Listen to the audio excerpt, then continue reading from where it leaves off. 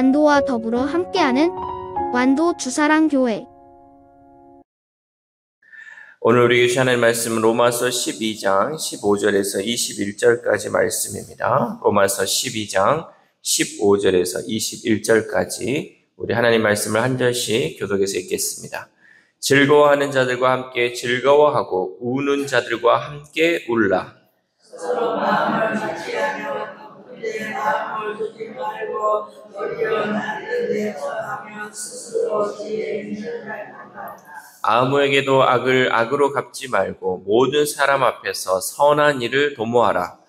할 수 있거든 너희로서는 모든 사람과 더불어 내 사랑하는 자들아, 너희가 친히 원수를 갚지 말고 하나님의 진노하심에 맡기라. 기록되었으되 원수 갚는 것이 내게 있으니 내가 갚으리라고 주께서 말씀하시느니라. 내 원수가 주의 벌은 먹이고 얼마나 지내가냐 그리하여 너희가 주를 먹이겠어. 같이 읽겠습니다. 악에게 지지 말고 선으로 악을 이기라. 아멘. 할렐루야. 오늘도 하나님 주시는 말씀을 통하여 오늘하루 하나님의 은혜로 살아가는 귀한 하루 되시기를 소망합니다. 세상은 점점 더 메말라가고 사람들 사이에 온기는 식어가고 있는 현실이죠. 그러니까 다른 사람이 슬픈 일이 있든 좋은 일이 있든 우리하고는 다 상관없는 시대에 살고 있다는 거죠. 아파트 문화가 되면서 이웃 간에 또 이런 정들도 없어지는 시대에 우리가 살고 있습니다. 그래서 많은 사람들이 이 기쁨을 함께 나누기보다는 경쟁을 합니다. 또 슬픔을 함께 공감하기보다는 외면하는 일이 더 익숙해졌죠. 그래서 심지어는 예전에 그잖아요. 우리가 어르신이 또 이렇게 힘든 어른이 이 무거운 짐을 들고 가면 우리는 어떻게 하라고 배웠어요? 들어주라고 배웠죠. 요즘은 어떻습니까? 들지 말라고 가르쳐요. 괜히 그거 저거 따라가다가 뭐 들어주라고 도와주라고 했을 때 가다가 납치될 수 있으니까 애들에게 절대 낯선 사람이 무거운 짐을 들고 가도 도와주지 말라. 여러분 시대가 지금 이렇다는 거예요. 옛날에는 서로 힘들면 도와주고 막 하는데 여러분 제가 또 어떤 분이 이렇게 짐을 들고 가는 거 도와주려고 하잖아요. 그럼 놔두라 그래. 혹시나 그거 가져갈까 봐.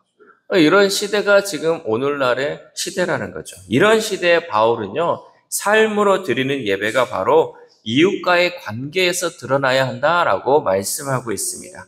어제 본문을 보면요. 삶으로 드리는 예배의 그 구체적 행동이 사랑으로 드러나야 한다고 말했는데 오늘은 이 세상에 나 혼자 살 수 없기에 이웃과의 관계에서 예배드리는 삶이 되어야 함을 말씀하고 있습니다. 오늘 본문은 구원받은 자로서 우리가 어떻게 원수 같은 이웃까지 품으며 살아가야 하는지를 말씀하고 있습니다. 특히 우리가 피하고 싶거나 감정적으로 멀어진 사람들을 어떻게 그리스도의 사랑으로 대할지에 대한 실제적 가르침을 주고 있습니다. 바울은 세 가지 권면을 통해서 사랑을 실천하는 모습을 구체적으로 보여주고 있죠. 첫째는 함께 즐거워하고 함께 울어야 한다라고 말씀합니다. 우리 15절 말씀 시작. 즐거워하는 자들과 함께 즐거워하고 우는 자들과 함께 울라. 아멘. 성령 안에서 한 몸이 되어 교회를 세우는 우리는 서로의 감정에 무관심할 수 없습니다. 그러니까 우리는 한 몸을 이루고 있기 때문에 옆에 분이 아픔을 겪고 있고 옆에 분이 좋은 일을 겪고 있으면 우리가 그거하고 무관하지 않다는 거죠. 옆에 사람이 좋은 일을 겪으면 나도 좋고요. 옆에 분이 슬픔을 겪고 있으면 나도 슬픔을 함께 공감한다는 거죠. 왜? 우리는 한 몸을 이루고 있기 때문이라는 거죠.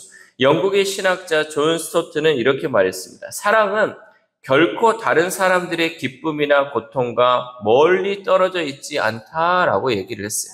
이 사랑하면요, 다른 사람의 슬픔과 또 다른 사람의 기쁨과 무관하지 않고 가까이 늘 있다는 거죠. 우리가 사랑하는 그 사랑의 공동체 안에는 서로가 그것을 공감하고 또 서로가 그걸 함께 할 수 있는 공동체여야 한다라는 거죠.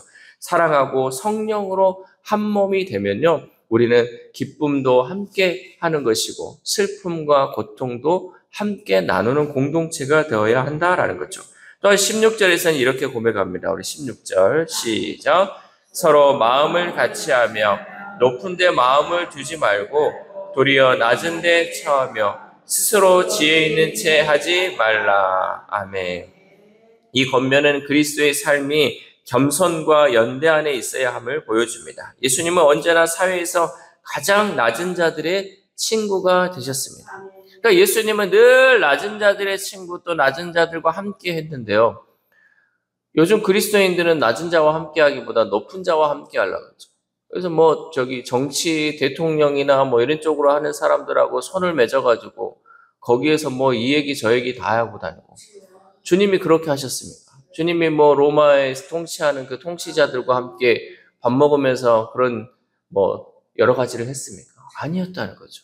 예수님은 늘 낮은 자에 소외받고 고통받는 자들의 친구가 되셨다는 거죠. 우리는 예수님을 믿는 자로서 그러한 삶을 살아가야 한다는 거죠. 그러니까 높은 데 우리의 마음을 두는 것이 아니라 늘 낮은 데, 또 그들과 함께 울고 함께 웃으면서 우리는 함께 가야 한다는 거죠. 우리 또한 우리 주사랑 공동체 또한 겸손함과 세상에서 소외받고 가장 낮은 곳에 있는 사람들의 친구가 될 때 하나님이 기뻐하시는 그 사랑의 공동체가 될 줄 믿습니다. 두 번째는 모든 사랑과 화목을 도모해야 합니다. 우리 17절에서 18절 말씀. 시작. 아무에게도 악을 악으로 갚지 말고 모든 사람 앞에서 선한 일을 도모하라. 할 수 있거든 너희로서는 모든 사람과 더불어 화목하라. 아멘. 바울은 우리가 손해를 보더라도 할 수 있거든 모든 사람과 더불어 가능한 화목하라라고 말씀하고 있습니다. 그러니까 우리가 이런 말이 있죠. 적을 두지 말라는 거죠. 적을. 우리가 이 땅에 살아가면서 원수를 만들지 말고 늘 가능하면 그 사람과 또 어떤 사람이든 되든 간에 화목하는 삶을 살아야 한다는 거죠. 왜냐하면 여기서 보면 너희로서는 이라고 말이 나와요. 그러니까 다른 사람하고 달라 우리는. 너희만큼은 그렇게 살아야 한다라고 얘기를 하죠. 그리스도인은요. 상대방의 반응과는 별개로 최선을 다해 화평을 이루는 자가 되어야 합니다. 우리는 예수님을 믿는 자이기 때문에 이러한 것을 해야 한다는 거죠. 다른 사람이 그러한 반응을 어떻게 하든지 간에 내가 선을 베풀었을 때도 그 사람이 쌩하는 그런 마음이 있다 할지라도 우리는 그리스도인이기 때문에 너희로서는 그렇게 행해야 한다는 거죠. 사울 왕의 이 끈질긴 핍박 속에서도 다윗은 자기 손으로 악을 갚지 않았습니다. 사울 왕은 다윗을 늘 죽이려고 했어요. 왜냐하면 다윗의 인기가 너무 많거든. 자기가 왕임에도 불구하고 사울은 천천히요, 다윗은 만만히요 라고 그 노랫소리가 막 들려오니까 이 사울이 정신을 잃어버려가지고 맨날 생각하는 게 다윗 죽이기, 쟤 어떻게 하면 죽일 수 있을까? 악한 이런 생각에 사로잡혀 있었습니다. 그런데도 다윗은요, 사울 왕을 여러 번 죽일 기회가 있었지만 하나님께 기름 부은 자인 사울 왕을 해치지 않았다는 거죠. 사무엘상 24장 6절 말씀에는 이렇게 기록되어 있습니다. 내가 손을 들어 여호와의 기름 부음을 받은 내 주를 치는 것은 여호와께서 금하시는 것이니. 아멘. 내가 내 손으로 하나님께서 기름 부은 자를 칠 수 없다라는 거예요. 하나님께서 그것을 금했다라는 것이죠. 그래 다윗은 사울 왕의 이 악한 행동에도 불구하고 끝까지 선한 행동으로 반응했습니다. 그 결과가 어떻게 됐습니까? 하나님이 친히 사울 왕을 심판하시고 다윗을 세워주신 줄 믿습니다. 성경의 여러 이야기들을 보면요, 이렇게 악이 나에게 왔을 때 그것을 악으로 반응하지 않고 선으로 대했을 때 하나님께서 이 모든 것을 행하심을 보게 된다라는 거죠. 우리의 원수는 누구에게 맡겨야 돼요? 하나님께 맡겨야 돼요. 우리의 원수는 하나님께 맡기고 우리는 늘 선으로 응답해야 할 줄 믿습니다. 우리의 억울함과 상처는 결코 작지 않습니다. 그러나 직접 그것에 대해 반응하려는 마음은 하나님의 주권을 침해하는 행동이에요. 하나님이 하실 수 있는데 내가 그걸 다 하려고 그래요. 하나님께 맡기는 거예요. 하나님의 주권을 인정하는 거예요. 그러면 하나님께서 이 모든 것을 행한다라는 거죠. 바울은 신명기 말씀을 인용해서 이렇게 말하였습니다. 19절 말씀. 시작. 내 사랑하는 자들아, 너희가 친히 원수를 갚지 말고 하나님의 진노하심에 맡기라. 기록되었으되 원수 갚는 것이 내게 있으니 내가 갚으리라고 주께서 말씀하시니라. 아멘. 원수 갚는 게 누구에게 있다고요? 하나님께 있다는 거예요. 내가 아니라 하나님께 있다는 사실입니다. 여러분, 원수 같은 사람 있으면요, 누구한테 맡겨라? 하나님께 맡겨라. 말하는 것도 여러분, 원수에게도요, 막 이렇게 똑같이 반응하지 마시고 그냥 하나님께 맡기십시오. 저도 이제 목사로 살고 있지만요, 뭐 불뚝불뚝 화날 때도 있죠. 아이고, 저 원수 같은 사람. 그러나 결국은 하나님께 맡기면 하나님이 다 해결하시죠. 결국 그 사람과 화목하게 지낼 수 있고요, 그 사람과 좋은 관계를 또 유지할 수 있는 것도요, 하나님이 일하시기 때문에 할 수 있는 거예요. 여러분, 그런 생각이 들 때마다 하나님께 맡기세요. 하나님께 기도하세요. 그럼 하나님이 모든 사람과 화목할 수 있는 그 은혜를 우리에게 허락하실 줄 믿습니다. 내가 친히 원수 갚지 말고 하나님의 진노하심에 우리는 맡게 할 줄 믿습니다. 그런데 이 원수 갚는 것을 하나님께 맡겼다고 해도 그 다음 본문까지는 어찌 보면 큰 결단 없이는 우리가 할 수 없죠. 우리 20절 말씀. 시작. 네 원수가 줄이거든 먹이고 목마르거든 마시게 하라. 그리함으로 네가 숯불을 그 머리에 쌓아 놓으리라. 아멘. 그러니까 우리가 그리고 원수는 하나님께 맡깁니다 할 수는 있지만 이웃도 아니고 내가 사랑하는 사람도 아니고 원수를 줄이면 먹이라는 거죠. 여러분, 이게 가능합니까? 이것까지 근데 하나님은 또 바울을 통해서 우리에게 권면하고 있다는 거죠. 실제로 바울은 이러한 삶을 경험하고 이렇게 살았습니다. 이것이 바로 하나님의 사랑과 자비를 경험한 자의 모습인 줄 믿습니다. 우리는 어떻습니까? 우리도 하나님의 사랑과 자비를 경험했어요. 우리는 늘 하나님의 은혜 안에 살고 있잖아요. 하나님의 자비하심을 우리가 경험했습니다.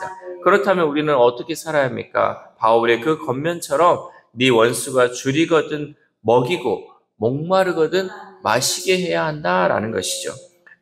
우리나라 속담을 참 잘 지었던 것 같아요. 미운 놈 뭐 하라고? 떡 하나 더 주는 거예요. 미운 놈 왜 떡 하나 더 줄까? 여러 가지 이제 얘기가 있겠지만 그만큼 밉지만 더 잘해주라는 거예요. 네 원수를 사랑하는 게 그 마음 가운데 있어야 한다는 거죠. 그러면요, 이를 통해서 우리가 숯불을 원수의 머리에 쌓아놓게 된다라는 것이죠.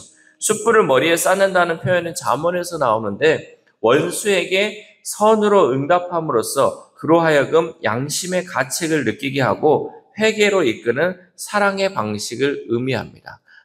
우리가 선을 이렇게 응답하면요, 이 원수가요, 그걸 통해서 깨닫게 된다는 거죠. 양심의 가책을 느끼고 결국은 회개로 이끌어내는 사랑의 방식이기 때문에 우리는 끝까지 악을 악으로 갚지 말고 늘 원수까지도 사랑하는 그 행동을 통해서 그 영혼을 살릴 수 있어야 한다는 거죠. 그러니까 우리가 눈에 보이는 사람이지만요, 하나님이 사랑하는 그 영혼임을 우리는 늘 잊지 말아요. 저 사람도 하나님이 사랑한다. 저 사람의 형상 가운데 하나님의 형상이 있다는 것을 우리가 잊지 말고 그 영혼을 늘 품고 사랑해야 한다는 거죠. 결국 우리가 원수에게 선을 행함으로 우리가 심판자가 되지 않고 오히려 선을 행함으로 공의로운 하나님께서 직접 판결하게 되신다는 사실입니다. 그러므로 우리는 우리의 원수를 하나님께 맡기고 선을 행해야 할 줄 믿습니다. 마지막으로 선으로 악을 이겨야 하죠. 우리 21절 말씀 시작. 악에게 지지 말고 선으로 악을 이기라. 아멘. 본문의 말씀이 오늘의 중심 메시지를 함축하고 있습니다. 악으로 갚는 것은 악에 정복당하는 것이지만 악을 선으로 갚으면 선으로 악을 이기게 된다라는 것이죠. 이것이 예수님이 보여주셨던 십자가의 길입니다. 예수님은 십자가에서 원수된 우리를 위해 죽으심으로 악을 이기셨고 부활로 생명에 이르셨습니다. 우리는 그 주님을 따르는 자들입니다. 그러니 우리도 선을 선택하며 악을 이기는 승리자가 되어야 할 줄 믿습니다. 사랑하는 사랑교회 성도 여러분, 오늘 본문을 통해 우리가 기억해야 할 것은 누군가를 축복하고 용서하는 그 순간에도 우리는 하나님께 예배드리는 삶이다라는 것을 잊지 말아야 한다는 거죠. 내가 사랑할 수 없었던 사람, 끊고 싶었던 관계, 참기 어려운 상황 속에서 예수님은 우리에게 악에게 지지 말고 선으로 악을 이기라 라고 말씀하십니다. 그래서 우리에게 원수된 사람을 예수 그리스도의 사랑으로 다시 축복할 수 있기를 바랍니다. 왜냐하면 우리가 믿는 예수님께서 이미 그렇게 하셨기 때문입니다. 우리는 결국 사랑으로 이기는 하나님의 사람입니다. 우리가 뭘로 이길 수 있냐? 우리는 사랑으로 이길 수 있다는 거죠. 그 이김으로 하나님을 예배하는 우리 모두가 되어야 할 줄 믿습니다. 이 새벽 우리가 함께 기도할 때 하나님, 세상에는 저희가 사랑할 수 없는 사람이 너무나도 많이 있습니다. 그런데 우리는 그리스도인이기에 예수님을 따라서 그 사람들까지도 사랑해야 함을 깨닫습니다. 내 힘으로 할 수 없기에 성령님 우리를 도와주옵소서. 우리가 말씀에 따라 순종할 수 있게 해달라고 기도했으면 좋겠습니다. 또한 오늘 하루를 살아감에 있어서 나를 힘들게 하고 나에게 악을 도말하는 모든 자에게 선을 행함으로 선으로 악을 이기는 삶을 살아가는 저와 여러분 되시기를 주님의 이름으로 소망합니다. 기도하겠습니다. 하나님 감사합니다. 오늘 말씀을 통하여서 또한 우리가 이 세상을 어떻게 살아야 할지 말씀을 통해 깨닫게 하심에 감사를 드립니다. 무엇보다도 하나님, 우리는 예수 그리스도를 믿는 자이고 하나님께 구원받은 백성이오니 하나님, 믿는 자로서 우리는 날마다 선을 행하며 살아갈 수 있도록 도와주시옵소서. 예수님께서 그 길을 걸어가셨고 예수님께서 그 모든 것을 이루어 주셨기 때문에 우리는 주님을 믿는 자로서 그 길을 따라가게 하시고 그 삶을 또한 이 세상 가운데 살아갈 수 있도록 도와주시옵소서. 내 주변에 원수 같은 사람이 얼마나 많이 있습니까? 그러나 하나님, 그들을 악으로 갚지 않게 하시고 그들에게 선을 베품을 통하여서 하나님의 주권을 인정하고 하나님의 일하심을 바라볼 수 있는 우리 주사랑 공동체 될 수 있도록 도와주시옵소서. 특별히 아픈 환우들 하나님, 오늘도 주님의 손에 맡겨드립니다. 하나님, 그들을 만져주시고 고쳐주시고 치유하여 주심을 통하여서 온전히 하나님의 사람으로서 하나님의 백성으로서 다시금 건강함을 회복할 수 있도록 주님 인도하여 주시옵소서. 또한 우리의 다음 세대, 우리의 자녀들 하나님 붙들어 주시고 특별히 명절 오고 가는 우리의 자녀들 하나님 안전을 지켜주시고 교통을 지켜주심을 통하여서 하나님 즐거운 명절이 이어질 수 있도록 우리 자녀들과 함께하여 주시옵소서. 또한 오늘 하루를 살아갑니다. 하나님, 오늘도 주신 말씀 붙들고 하나님 기도하며 시작합니다. 하나님, 날마다 우리가 기도함으로 성령의 충만함을 있게 하여 주시고 우리의 악한 본성을 이길 수 있는 성령의 그 능력이 오늘 하루의 삶 가운데 나타날 수 있도록 도와주시옵소서. 이 모든 말씀 우리를 구원하여 주신 예수 그리스도의 이름으로 기도드립니다. 아멘.